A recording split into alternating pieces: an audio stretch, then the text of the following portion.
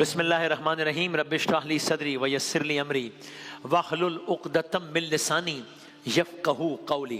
داستان ابراہیم علیہ السلام یکم رمضان کو شروع ہوئی، چلتے چلتے سلسلہ داستان ابراہیم علیہ السلام، داستان اسماعیل علیہ السلام، داستان بنی اسماعیل، داستان کعبہ، داستان مکہ، داستان زمزم، داستان حضرت عبد المطلب، اور اب داستان حضرت عبد المطلب بھی آگے بڑھ رہی ہے، اور آج آپ دیکھیں گے کہ یہ ایک اگلے مرحلے میں داخل ہو جائے گی یہ داستان انشاءاللہ۔ قصہ مختصر کوئک ریکیپ یہ ہے، 300 سال سے without going into any details 300 سال ہو گئے تھے، زمزم بند ہو گیا تھا، وہی زمزم جو اسماعیل علیہ السلام کے ایریا رگڑنے سے جاری ہوا، 100 نہیں 200 نہیں 300 سال ہو گئے، زمزم بند ہو گیا۔ حضرت عبد المطلب رسول اکرم صلی اللہ علیہ وآلہ وسلم کے دادا، ان کے ذریعے دوبارہ زمزم آشکار ہوا۔ جب زمزم کی کھدائی کر رہے تھے، مخالفین سامنے آ گئے، ایک کام نہیں ہونے دیں گے۔ مخالفین نے آپ کو تانے دیے کہ ایک تم اور تمہارا ایک بیٹا ہے، حارث نام تھا بیٹے کا، جبکہ سامنے سارے قبیلے والے ایک ہیں، لیکن خیر کھدائی بھی ہوئی اور زمزم آشکار بھی ہوا۔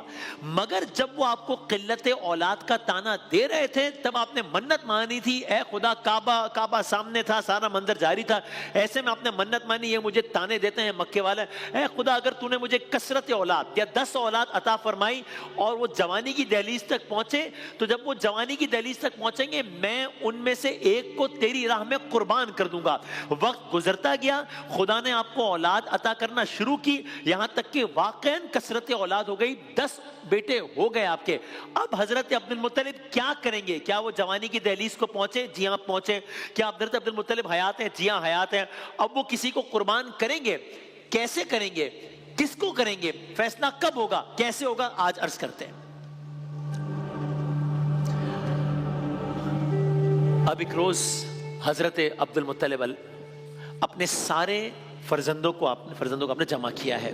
عجب منظر ہوگا، کل صرف حارث تھے، تھوڑی سی میری آواز بڑھا سکیں، کل صرف حارث تھے اور معاملہ زمزم کا تھا۔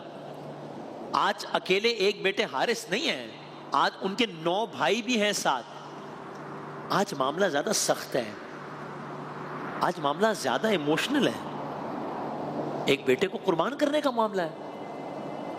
اب اللہ جانے کیا منظر ہوگا، عرب کی تپتی دھوپ، صحرائی ماحول، اور ایسے میں ایک روز بیٹوں کو جمع کیا حضرت عبد المطلب نے، اے میرے فرزندوں، یہ حارث تو جانتا ہے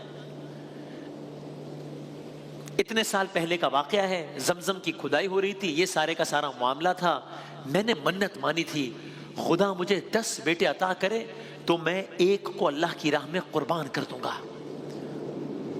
اب ظاہر ہے ایک باپ 10 بیٹوں سے مخاطب ہے، تو اب یہ انہی 10 میں سے کسی ایک کی بات ہو رہی ہے نا، انہی 10 میں سے کسی ایک نے قربان ہونا ہے۔ پھر یاد دلاؤں، یکم رمضان ابراہیم علیہ السلام اپنے بیٹے اسماعیل علیہ السلام کو بلا کر، اے میرے بیٹے میں نے خواب دیکھا ہے، میں تمہیں قربان کر رہا ہوں۔ آج اولاد ابراہیم میں سے ایک حضرت عبد المطلب اپنے بیٹوں سے قربانی کا ذکر کر رہے ہیں۔ خیر کرنا کیا ہے، بیٹوں نے رضامندی ظاہر کی ہے، رجسٹ نہیں کیا، رضامندی ظاہر کی۔ طے کیا پایا؟ طے یہ پایا کس کی، اچھا رضامندی ظاہر کر دی، تو قربان ہوگا کون؟ قرعہ ڈالا جائے گا، ہر پرچی پر ہر بچے کا نام ڈالا جائے گا۔ اب میں پرچی کا لفظ آج کل کے حوالے سے استعمال کر رہا ہوں، اس زمانے میں رواج ایگزیکٹلی اس طرح پرچیوں کا نہیں ہوتا تھا، تیر کا ہوتا تھا، وہ تیر پہ نام لکھ دیتے تھے۔ تو میں یوں کہہ دوں ہر تیر پر ایک بچے کا نام لکھ دیا جائے گا، قرآن اندازی ہوگی، جس بھی طریقے سے جس کا نام نکلے گا اسے خدا کی راہ میں قربان کر دیا جائے گا۔ محفل برخاست ہوئی، فیصلہ ہو گیا، فیصلے کو اب ایگزیکیوٹ ہونا ہے، تیر منگوا لیے گئے، نام لکھ لیے گئے، فاسٹ فارورڈ کر کے آگے بڑھتے ہیں۔ وہ لمحہ آ گیا کہ جب اب قرآن اندازی کا آغاز ہونے کو ہے۔ عجب نہیں کہ آج عرب میں یہی یقیناً سب سے بڑی خبر آج یہ ہوگی، ارے عبد المطلب، وہی عبد المطلب جنہوں نے کل زمزم کو آشکار کیا تھا، وہی عبد المطلب جنہیں ہم نے تانے دیے تھے، وہی عبد المطلب جنہوں نے اس وقت منت مانی تھی، وہی عبد المطلب کہ وہ جب منت مان رہے تھے تو ہم کہہ رہے تھے انہیں کیا ہو گیا، یہ کیسی بات کرتے ہیں، وہ عبد المطلب آج منت پوری کرنے چلے، ابھی منت پوری ہونے چلی ہے، ابھی قرآن اندازی ہونے والی ہے، ابھی فیصلہ ہوگا کہ کس نے قربان ہونا ہے۔ عام طور پر جب قرآن اندازی ہوتی ہے تو جس کا نام نکلے اسے انعام سے نوازا جاتا ہے، لکی ڈرا کہتے ہیں نا اسے. یہاں معاملہ مختلف ہے. یہاں جس کا نام نکلے گا گویا اس کی زندگی کا سفر تمام ہو جائے گا، اسے قربان کر دیا جائے گا. میں تیزی سے آگے بڑھا. قرآن اندازی کا آغاز ہو گیا. ایک تیر اٹھا لیا گیا، ایک پرچی اٹھا لی گئی. جو بھی کہنا مجھے نہیں معلوم، اللہ جانے اس وقت اس باپ کے دل پر کیا گزر رہی ہوگی جسے معلوم ہو کہ جس کا بھی نام نکلے گا اس کا لخت جگر ہوگا نا، اس کا بیٹا ہوگا، اس کے جگر کا ٹکڑا ہوگا. اللہ جانے دوسری طرف بیٹے کیا سوچ رہے ہوں گے، اللہ جانے جو یہ منظر دیکھ رہے ہوں گے وہ کیا سوچ رہے ہوں گے. آج عرب کی سب سے بڑی خبر یہی ہے.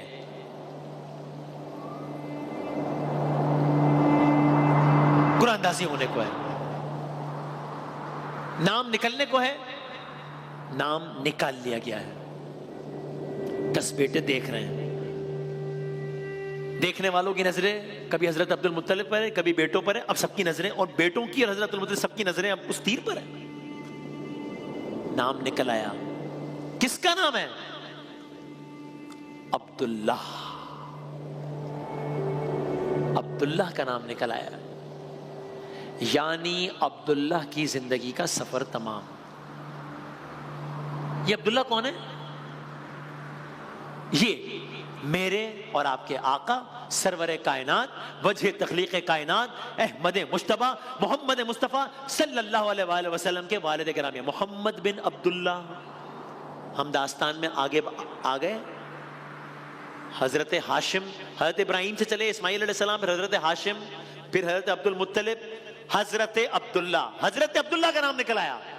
گو حضرت عبد المطلب کے اب تمام بیٹے تھے، ایک سے بڑھ کر ایک خوبرو تھے، ایک سے بڑھ کر ایک بہترین صفات کے حامل تھے. لیکن حضرت عبداللہ کی بات ہی الگ تھی. مکے کا ہر فرد ان سے محبت کرتا تھا. جناب عبد المطلب کے تمام بیٹوں میں آپ سب سے زیادہ حسین و جمیل تھے، سب سے پیارے تھے، سب سے خوبصورت تھے.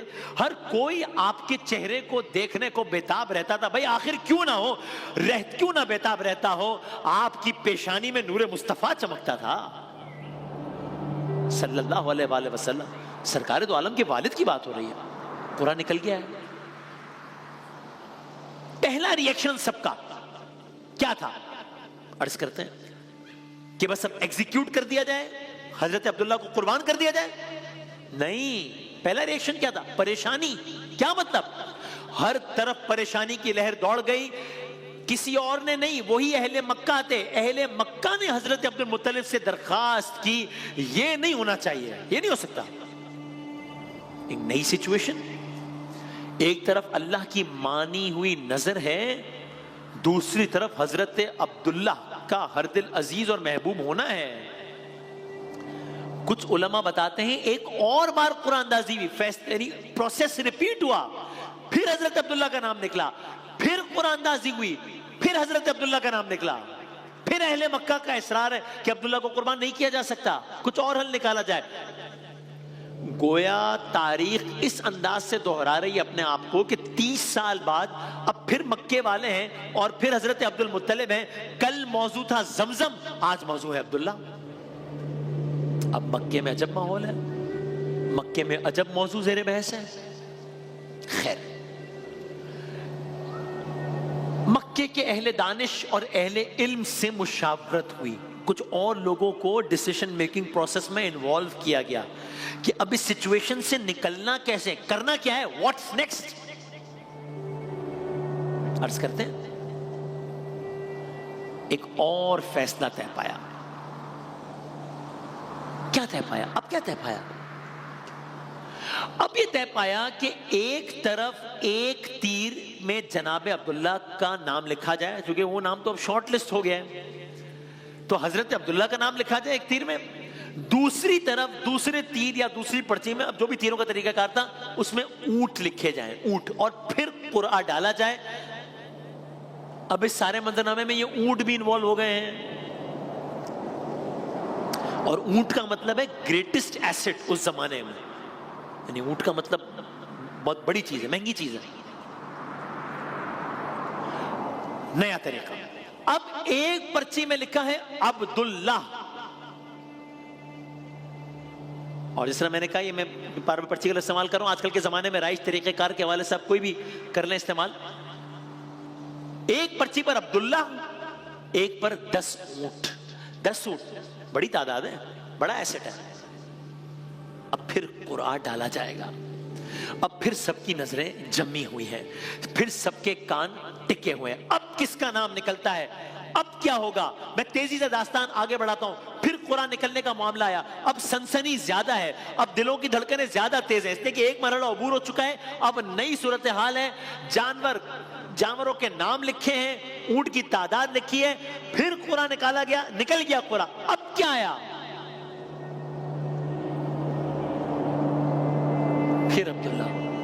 پھر عبداللہ، حضرت عبداللہ. اونٹوں کی تعداد بڑھائی گئی. 20 اونٹ کھڑے کر دیے گئے، تیر پر نام لکھ دیا گیا ہے. اب پھر قرآن اندازی ہونی ہے. اب پھر سب کی نظریں 20 اونٹ عبداللہ. پھر قرآن اندازی ہوئی، پھر عبداللہ. 10 اونٹ اور بڑھا دیے گئے. 30 اونٹ یا عبداللہ، پھر عبداللہ. 40 اونٹ یا عبداللہ، پھر عبداللہ. 50 اونٹ یا عبداللہ، پھر عبداللہ. 60 اونٹ، پھر عبداللہ. سب کے دلوں کی دھڑکنیں تیز ہو رہی ہیں، آنکھوں دیکھیں منظر پر یقین نہیں آ رہا. اونٹوں کی تعداد بڑھتی چلی جا رہی ہے. ہوگا کیا اب؟ مگر نام تو بار بار جناب عبداللہ کا ہی آ رہا ہے. 70 اونٹ اور عبداللہ، پھر حضرت عبداللہ. اب عجب نہیں کہ لوگ پوچھ رہے ہوں کہ یہ سلسلہ کہاں رکے گا، یہ سلسلہ کب تک چلے گا. جب نہیں لوگ سوچ رہے ہوں کہ حضرت عبداللہ کی مطلب کیا وہ بچ پائیں گے، نہیں بچ پائیں گے، ہوگا کیا. پھر اونٹوں کی تعداد بڑھائی گئی، پھر قرآن اندازی، پھر عبداللہ. 80 اونٹ، پھر حضرت عبداللہ. اب جو اونٹوں کی تعداد بڑھائی چلی جا رہی ہے، 90 اونٹ اور حضرت عبداللہ، پھر حضرت عبداللہ. 100 اونٹ اور حضرت عبداللہ. اب جو قرآن اندازی ہوئی ہے،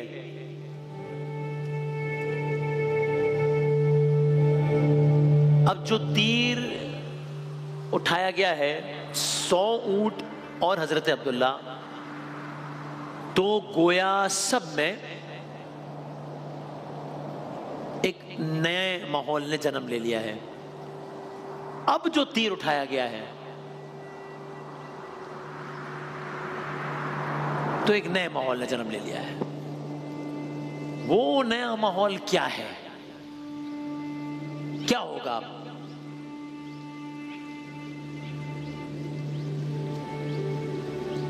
اب نیا ماحول یہ ہے کہ اب کا نتیجہ کیا پہلے سے مختلف ہے، اور جو بھی نتیجہ آئے گا اب اس پر عمل ہو پائے گا. اور پھر یہ کہ اسی واقعے کا تعلق سرکار دو عالم صلی اللہ علیہ وآلہ وسلم سے بھی ہے. وہ کیسے؟ اسی واقعے کی اور بہت سارے جہتیں ہیں. وہ کیا ہے؟ کل عرض کریں گے انشاءاللہ.